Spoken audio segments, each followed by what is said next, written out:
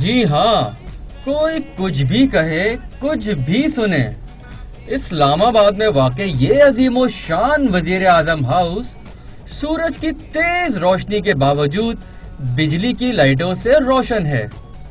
کئی ہزار واٹ کی حامل یہ لائٹیں منٹوں یا گھنٹوں میں نہیں، چند سیکنڈوں میں سینکڑوں کی بجلی پھونک دیتی ہیں۔ مگر اس کی پرواہ کیا ہے؟ کون سا اس بجلی کا بل کسی فرد نے دینا ہے؟ یہ بل تو سرکار بھرے گی، اور سرکاری خزانے کا پیٹ بھریں گے عوام۔